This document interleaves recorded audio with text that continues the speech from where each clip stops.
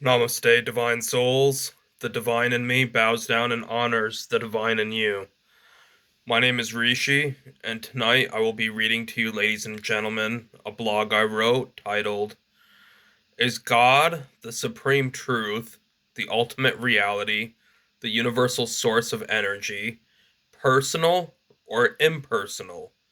Can I have a relationship with it, him, or her?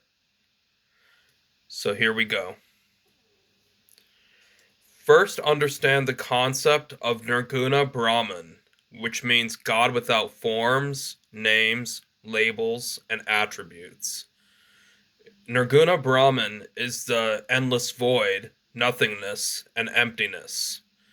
It is also pure, infinite, formless consciousness to impersonal theists. To atheists, they believe in nothingness or emptiness as the universal source, which is also nirguna and impersonalism. Then there is the concept of Saguna Brahman, the concept that the ultimate reality or God has forms, names, attributes, beauty, intelligence, and personality. It is God personified. In my opinion, God in the truth has both form and no form. It is personal and impersonal, both yin and yang. Form comes from nothingness and emptiness, returns to nothingness and emptiness, and becomes form once again. I believe that each individual should be able to choose which form and name of God they wish to worship and love, whether it be Yahweh, Jesus, Buddha, Krishna, Shiva, the goddesses, Tao, Allah, Brahman, Quetzalcoatl, Ra, etc. It is possible for the universal source, Godhead, and the ultimate truth to be personal, for it is the source of love and all emotions, humor, wonder, beauty, art, intelligence, etc. God is the source of everything, including the human need and desire to have good, loving, and genuine relationships. The relationship one has with God or the Source is the most important of all relationships to have, because God is one's very own self and it is an eternal relationship.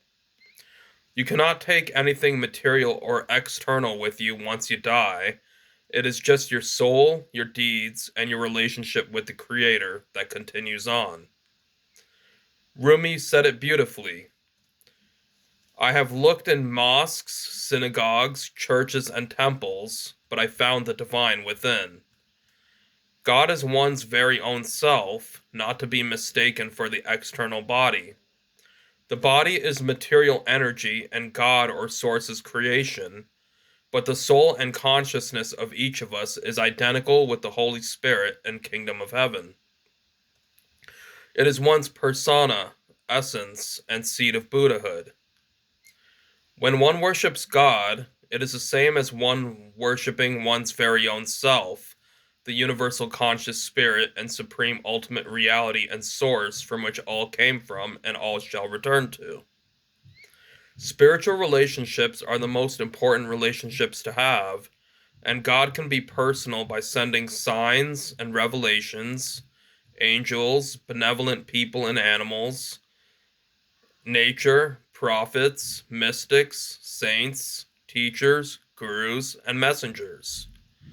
So, yes, God can be both personal and impersonal, yin and yang, although you should have the freedom to choose what kind of relationship you wish to have with him, her, or it.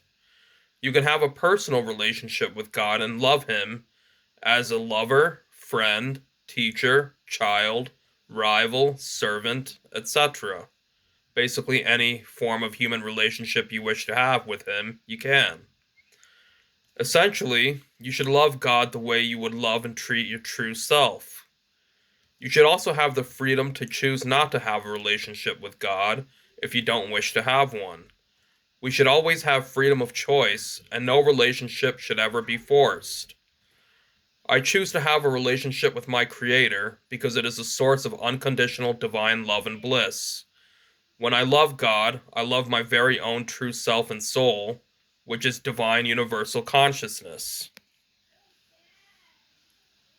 Namaste, and thank you so much for listening. May the divine source bless you all. God bless. Take care of yourselves now, dear friends and family and friends. And till next time, sincerely Rishi. Thank you for listening. God bless.